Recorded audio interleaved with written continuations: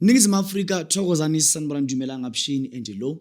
This Dr. Uti kehla lamakhehla nyanga enkulu yase Ningizimu Afrika. Thokoza sawona Dumela Absheni and lo. Yazi let me tell you something abarigani ndogu yangu nawapenda sana. Bakwethu ndaweni ndawo shewe. Awu mamka baba mamka ushoni shwirinani ndabonga. Bakwethu watsiba how dumedisa unamandla nyana kungathi uyidlile ukuyabona kungathi uyidlile kungathi ukare uyijile man abanye bacabanga nonsense I mean man ikare ujile chelete abanye they are thinking nonsense I know kuyadumedisa TikTok kuyadumedisa Facebook kuyadumedisa YouTube this Dr. Uti kehla lamakhehla nyanga enkulu yase Ningizimu Afrika bakwethu inyanga enkulu Dr. Uti usendaweni yase number 57 building number 57 Loveday Street Johannesburg CBD building number 57 Loveday Street Marshalltown Johannesburg CBD ilangi khona yebo gogo yebo dlozi yebo mkhulu ngiyakuzwa ilangi khona ilangi yenza khona imisebenzi yami yethongo listen to me very carefully mina ngisinyanga because of beats mina I never became a healer because of TikTok mina I never became a healer mina I've never been famous because of TikTok mina I've never been famous because of any social media platform each and every social media platform yangithola ngine imoto nginemizi ngishadile nginamakhosikazi kunabantu ukuthi namhlanje bazinyanga because of social media platform mina social media platform has never turned me into a sangoma I don't even think in my life I have ever loved to become a sangoma. I have never loved to become a sangoma. I became a sangoma because of uNkulunkulu wayefuna ngibe isangoma. uNkulunkulu wayefuna ngibe umuntu wamadlozi. uNkulunkulu wayefuna ngibe umgido ngokwami. Mina ngumgido. Ngumuntu ukuthi nginomngoma kumina ngiyagida. Ngigitari bakwethu. Ngumuntu ukuthi ngiyagida, ngisebenza abantu ngokamoya, ngisiza abantu ngokamoya. So don't ever even think Dr. Uti became famous because of TikTok. TikTok, ngijwayela manje. I didn't even understand TikTok. I remember there was a guy, akamleba labutu neba mitsa mang, ale musuch, neba reki man nabutu. Ngamkhohlwa lo buti lo. Abutu unanran la TikTok. Dalale. It had more than 100,000 followers. It had millions of likes and all that. He was on TikTok by himself for me. I have never attended to TikTok. The TikTok was even hacked afterwards. I didn't understand TikTok by then. I've understood TikTok from last year. I've never understood TikTok. People of which were coming to me through referrals. Through referrals na madlos. Yabona idlos. Never underestimate the power of idlos. Mina people were coming to me from Escort. Beboniswe uthi. Beboniswe bathi sibone umuntu ongathi usamncane ngokuminyaka nangumzimba onendevu la. Bathu abangata onendevu la. Ona madress by the time I used to have dreadlocks. People were coming to me by referrals. Wena uyisangoma ungaphupha ngisho na umuntu. Wena uyinyanga ungaphupha ngisho na umuntu. Uma umuntu kamoya ukhomba ukuthi lento le iyaphila kuwena kumele kube nabantu ababoniswayo ngawe kumele kube nabantu abatshelwayo ngawe belele ebusuku umngoma onjani abantu bangaboniswa ebusuku ngawe umngoma onjani abantu bangatshelwa ngawe yeba kwethu ngiyabuza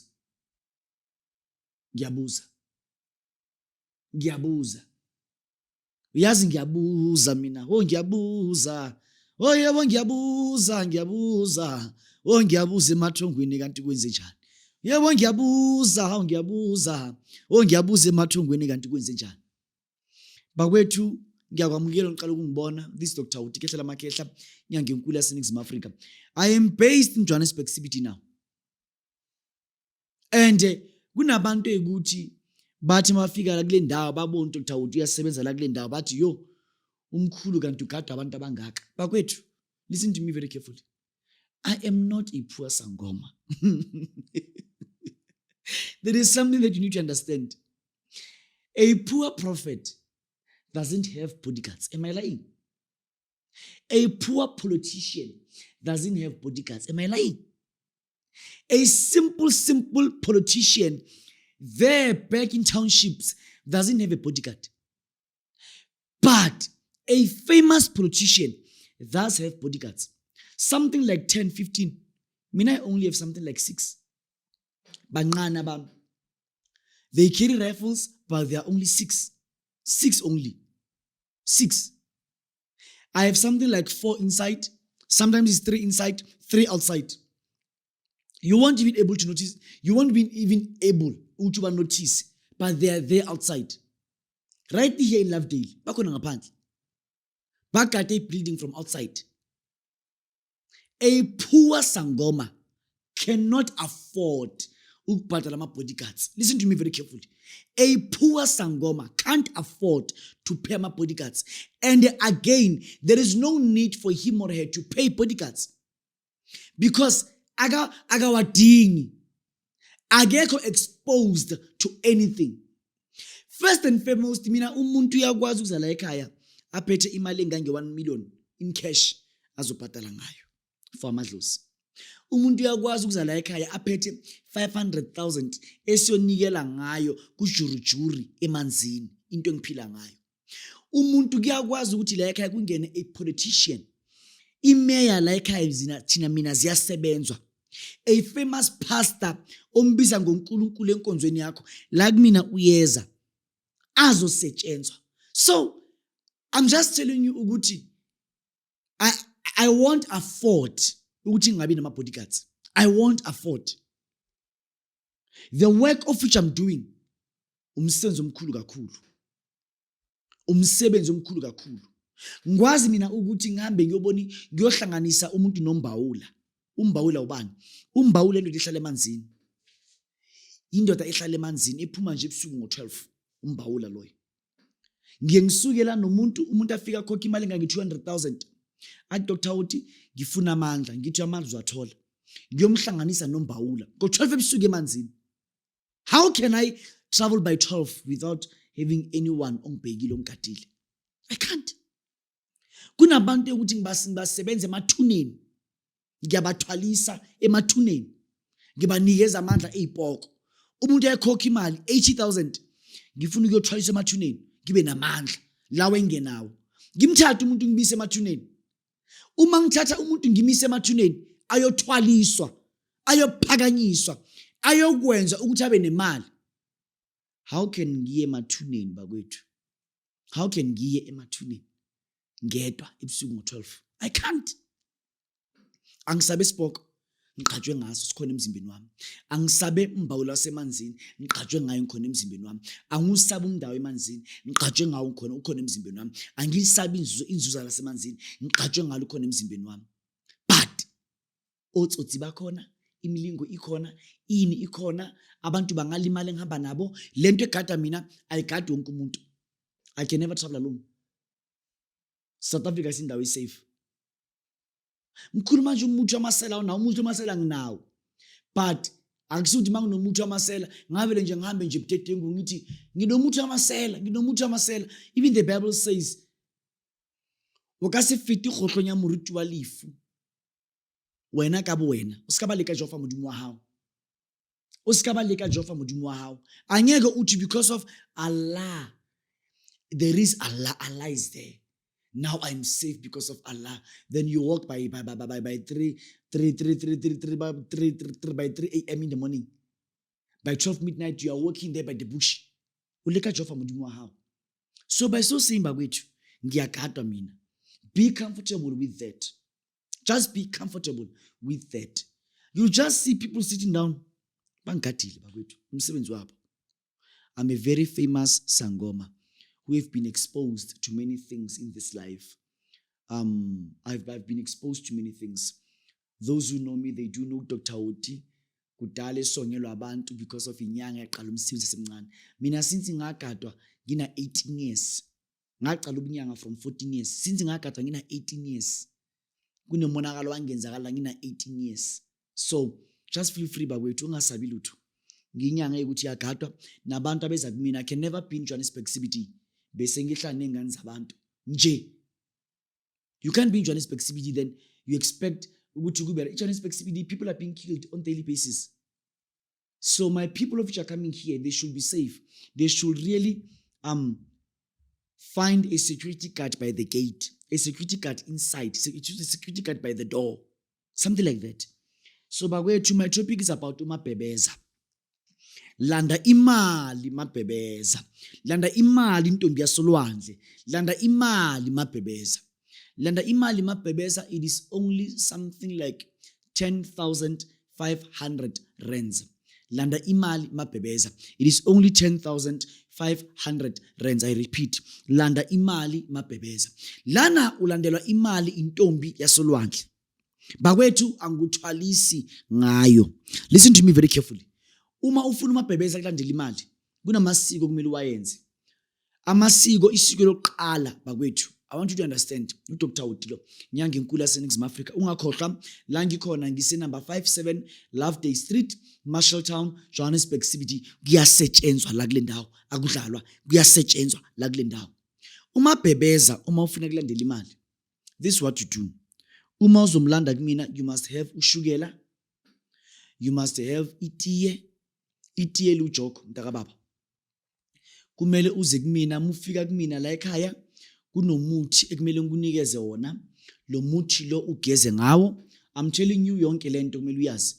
Lo muthi lo ugeze ngawo, uqeda ugeza ngalo muthi, ugunde amashishi asemakhwapheni, ugunde amashishi angaphambili. Emva kwalokho sizabe sesihlanganisa iDNA yakho nomabhebeza kuze ekwazi ukuthi uma elanda imali uyisa kubani. Awangikuthi kithi ngwena. Ngithi kuwena uma ufika la ekhaya kunomuthi ekumele ugeze ngawo. Lo muthi lo umhlanganisi wakho nomabhebeza. Uma uqeda wena uzabe usugunda amashishi angaphansi. Ugunda amashishi asemakhwapheni. Uma uqeda ugunda amashishi mntakababa batla ukuthi asidlali la. Ngikhuluma something is serious. La mashishi umqeda ukwagunda uzabe usuyanikela kumabhebeza. Uma la mashishi siwafaka lapha kumabhebeza, sizabe sikuhlanganisa nomabhebeza ukuze ekwazi ukuthi ubani. Emva kwalokho sizabe sesifaka lo sugar lapha yami, sesifaka lo tiye lapha yami. Morawo hamoti batla mamele futhi ungizwe kahle. Umabhebeza uma uzumlanda, you must have something like 500 yamacoin besides the 10.5 ozonikela ngayo. Uma uze kumkhuluti, you must have 500 yamacoin. Kumele sifake lapha, siyamqela, siyamqenga, siyamnqusa ukuthi uyahamba, uyakwazi bani uyokwenza ukuthi lo mabhebeza uyofika ahlale kwakho just for 7 days. Emva kwa 7 days mntakababa mthathe uyomthela noma umise emfuleni. Ngibatla umamela, mthathe uyomthela noma uyombeka noma umise emfuleni. Uma umabhebeza umisa emfuleni, ngifuna ungizwe kahle mntakababa, uyokusebenzela elapho. Akanabungozi, akanabubi, akanani. Uzokusebenzela elaphaya. Umabhebeza uyasebenza. Ngibatla unkuthu. Uyasebenza, uyadonsa, uyalanda. Intombi yemali, intombi yabhebeza imali ingekho. Yabhebeza imali yavela. Yabhebeza imali emabhenki, imali yezigijimile. Yabhebeza imali emzini abantu. Imali kwavele nje kwaphakama umuntu okade kuthiwa akasili utho emhlabeni. Kwavele nje kwaphakama umuntu okade kuthiwa umuntu oyisihlupheki. Umabhebeza amenza abe nemali. Ufika nemali engange 10.5. Uze kumina uthi mabhebeza ngilandela imali. Ngifuna ukubona imali kumabhenki kwami, ngifuna ukubona imali emizini yami, ngifuna imali ngilandele emsebenzini wami, ngifuna iholo lami linyuke, ngifuna i-double pay, ngifuna ini. Umabhebeza uyakwenzela. Umabhebeza uyakwenzela mntakababa. Umabhebeza uyakwenzela ukuthi umabhebeza uhlala nawe nje for 7 days kwakho. Emva kwa 7 days uyamhambisa. Uyokusebenzela asemfuleni akwenzele lento leyifunayo. Uma udinga lento, phathi imali engange 10.5 uzobona uDr. Oti ebuilding number 57 Loveday Street, Marshalltown, Johannesburg CBD. Number to call 079-294-2557. Ila ngikhona, ila ngisebenzela khona. Siyabonga. Ngwana Manyoloyi dumela, sawubona. Sawubona mntakababa la ukhona. Dumela ngwana ba profeta, dumela ngwana Manyoloyi. Kudumedisa ke le Dr. Oti ho tswa lefatsheng la Finetown Gauteng. Ke kopa nkutlo ngwaneso, ha ke re ho tswa lefatsheng la Finetown Gauteng, Finetown Gauteng ke mo teng re tla beng re tshwara tshebeletso ya kereke teng lefatshe la Grassmary Finetown.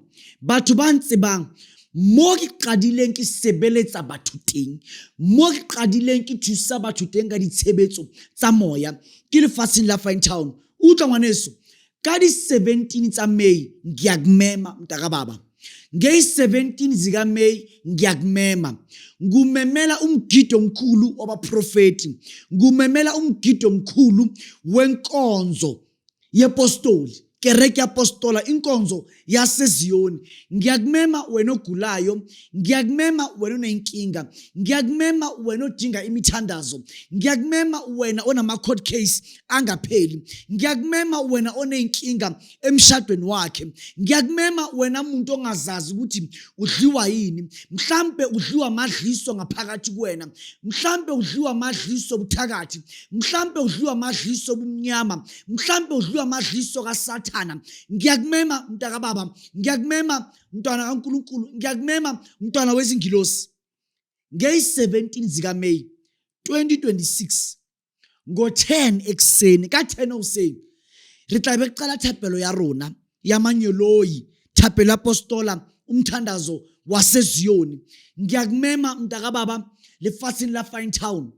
Uthi nje uqela imoto uma wena umuntu odrivayo, abantu uma nje umuntu ogibelayo, abadrivayo sobanikeza ilocation. Wena muntu wadi taxi ukupe driver awuthose, first short left, first short right, first short right emagroundini after Mkhulu Tuck Shop. Ngiyaphinda futhi qela udriver kwehlise first short right after Mkhulu Tuck Shop emagroundini. Uzothi nje umuye ehla mntakababa, uzoyibona inkonzo nayiya phezulu, uzoyibona inkonzo nayiya phezulu. Ungababuza nalapho ukuthi kwaMkhulu Oti eSilo kukuphi, bazokhomba ukuthi nayiya phezulu iSilo mntakababa. Woza uzokhonza nathi. Simema wena ogulayo, simema wena onenkinga, simema wena ongazazi ukuthi kahle kahle inkinga zakho yini. Mntakababa woza ungaphuthelwa. Umsebenzi lo wabaprofeti, umsebenzi lo wezingilosi, umsebenzi lo oyenzelwe wena nami, oyenzelwe thina sonke ukuthi impilo zabantu zishintshe. Mamela, lo msebenzi lo uma ngikuambulelwa kuthiwe angibize abantwana baprofeti for umsebenzi omkhulu wokukhulula inkinga zabo ezandleni zikaFaro. Mamela, wena ulimuntu kunezinto uFaro aziphethe ezakho. Manje ngizabe ngithi Faro lukulabana bamudimo ubanthele fasila eGibhithe. Omunye angabuza, Dr. Oti, manje uma ngiza kudingakala malini? Ingilosi lithe wonke umuntu is for free. Akekho umuntu okhokhiswa lutho, akekho umuntu ofuna imali. Hauna mutho abatla nchelete, hauna mutho ohlokala ngoranse chelete eyitseng uzothenga into. Enkonzweni asithengi, enkonzweni akuthengwa. Kereke ngawurekisi dintho, enkonzweni kuyadonatwa, enkonzweni kuyanikelwa. Akuna a certain money le ingilosi ithe kumina ngifune kuwena. Wena ihlo mukiti wabaprofita le bana bahawu, umeme nabanye abantu. Ukumema abanye abantu kwakho isibusiso kuwena. Mntakababa, this Dr. Oti Khehla Lamakhehla, umprofeti wasenkonzweni yaseZiyoni epostoli. Hare kopane nkerekeng lefatsheng la Finetown ngomhla ka 17 May ngo 10 o'clock. It will be on Sunday. Siyabonga.